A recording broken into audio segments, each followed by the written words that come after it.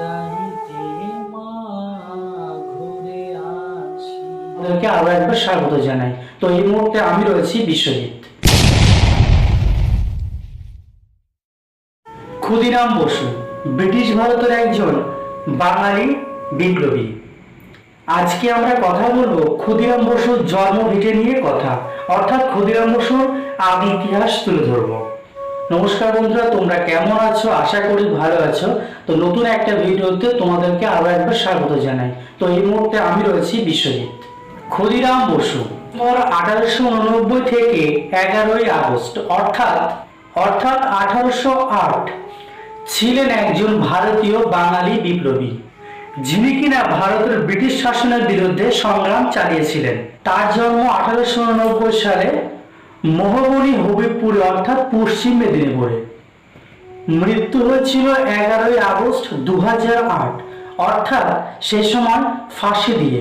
তার বয়স ছিল 18 বছর। মুজাফফরপুর বাংলা প্রেসিডেন্সিতে মৃত্যু হয়েছিল ফাঁসি কাস্টে ঝুলিয়ে মৃত্যুদণ্ড কার্যালয়ে।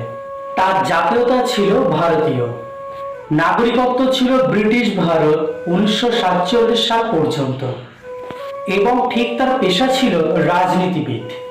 তার পরিচিতির তার মূল কারণ ছিল ব্রিটিশ বিরোধী স্বাধীনতা আন্দোলনের বিপ্লবী। তার রাজনৈতিক দলের নাম ছিল অনুশীলন সমিতি, আর আন্দোলন ছিল ব্রিটিশ বিরোধী স্বাধীনতা আন্দোলন। তার পিতা ছিলেন তৈলক্ষ্যনাথ বসু এবং মাতা ছিলেন লক্ষ্মীপ্রিয় দেবী। চলুন ক্ষুদিরাম বসুর সম্পর্কে অর্থাৎ ক্ষুদিরাম বসুর জন্মভিটা সম্বন্ধে আরো ডিটেলস আপনাদেরকে দেখাই। প্রথমে আসি ক্ষুদিরাম বসুর শিক্ষা জীবন নিয়ে। ক্ষুদিরাম বসু তমলুকের হ্যাপিল্যান্ড স্কুল এবং মেদিনীপুর কলেজিয়েট স্কুলে শিক্ষালাভ করেন। বাল্যকালে তার শিক্ষালাভ শুরু হয় আনন্দপুরে একটি মিডল স্কুলে।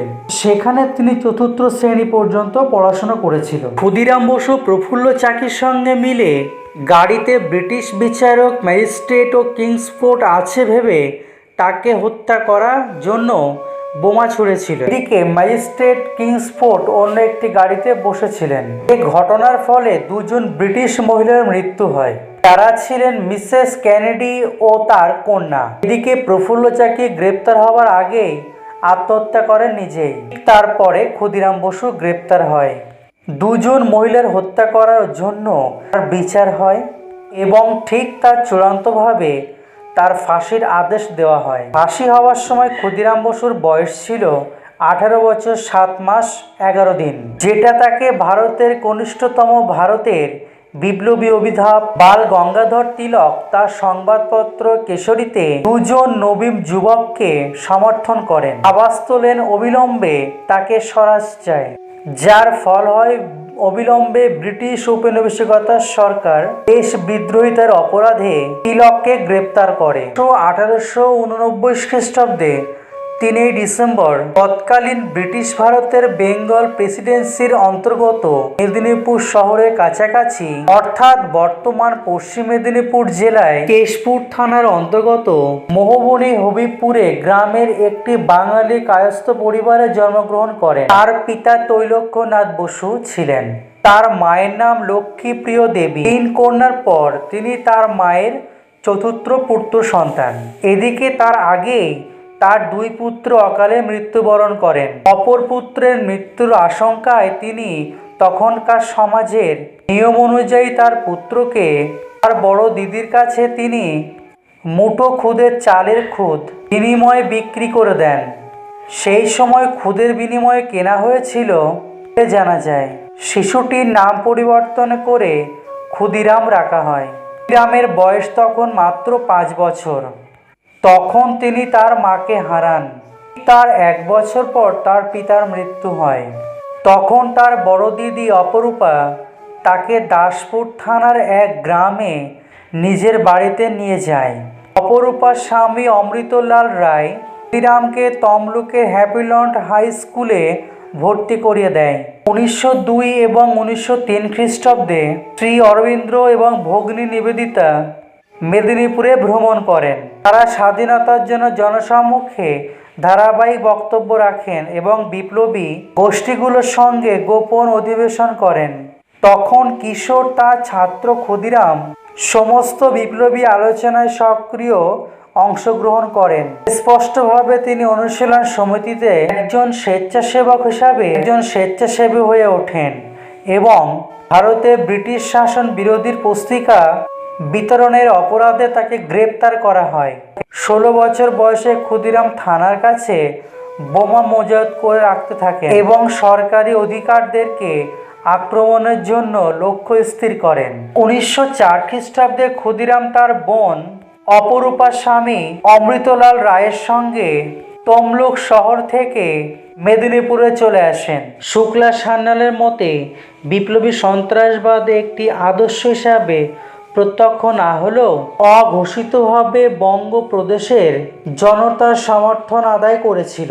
যুগান্তর মামলার বিরুদ্ধে প্রচারে অংশ নেওয়ায় একজন বাঙালি ছেলে সুশীল সেনকে চাবুক মারার সাজা দেওয়ায় কিংসফোর্টে সাহেবদের জাতীয়তাবাদীদের কাছে কুখ্যাতি ছিল, যেখানে আলিপুর প্রেসিডেন্সি আদালত মুখ্য হাকিম হিসাবে কাজে যোগ দেওয়ার সময় থেকেই নবীন রাজনৈতিক কর্মীদের কঠোর নিষ্ঠুর কাম্য প্রদান করেন। তিনি ওইসব কর্মীদের শারীরিক নির্যাতনের সাজা দিতেন। ক্ষুদিরাম বসু তার শিক্ষা সত্যেন্দ্রনাথ বসুর কাছ থেকে এবং শ্রীমদ্ ভগবদ্ গীতা পড়ে ব্রিটিশ উপনিবেশিকতার বিরুদ্ধে বিপ্লব করতে অনুপ্রাণিত হন। তিনি বিপ্লবী রাজনৈতিক দল যুগান্তরে যোগ দেন। একের পর এক বোমা হামলার দায়ে 3 বছর পর তাকে আটক করা হয়। 30 এপ্রিল 1908 খ্রিস্টাব্দে মুজাফফরপুরে বিহারে রাত্রে 8:30 নাগাদ ইউরোপীয় ক্লাবের সামনে বোমা ছুড়ে 3 জনকে হত্যার দায়ে অভিযুক্ত ক্ষুদিরামের বিচার শুরু হয়। 21 মে 2008 তারিখে যা আলিপুর বোমা মামলা নামে পরিচিত হয়। বিচারক ছিলেন জৈনিক ব্রিটিশ মিস কর্নডফ এবং 2 জন ভারতীয় লাথনিয়া প্রসাদ ও জানকী প্রসাদ। রায় শোনার পরে ক্ষুদিরামের মুখে হাসি দেখা যায়। তার বয়স খুব কম ছিল। বিচারক কর্নডফ তাকে প্রশ্ন করেন তাকে যে ফাঁসিতে মরতে হবে সেটা সে বুঝতে পেরেছে কিনা। ক্ষুদিরাম আবার মুচকে হেসে বলেন। বিচারক আবার প্রশ্নটি করেন তার মৃত্যুদণ্ড কার্যকর শুরু হয় ভোর 6টায়। ফাঁসির মঞ্চে ওঠার সময় তিনি হাসি মুখে ছিলেন।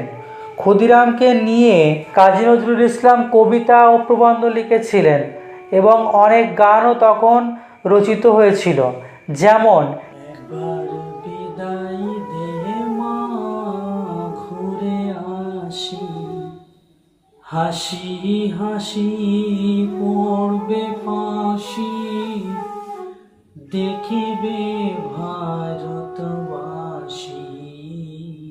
আমি হাসি হাসি পড়ব ফাঁসি, দেখিবে ভারতবাসী। একবার বিদায় দে মা ঘুরে আসি। এটি রচনা করেছিলেন পীতাম্বর দাস। ক্ষুদিরামের মৃত্যুর পর ব্রিটিশদের খুন করার জন্য তরুণরা উদ্বিগ্ন হয়ে পড়েছিল। এবার আসি ক্ষুদিরামের চারিত্রিক বৈশিষ্ট্য নিয়ে।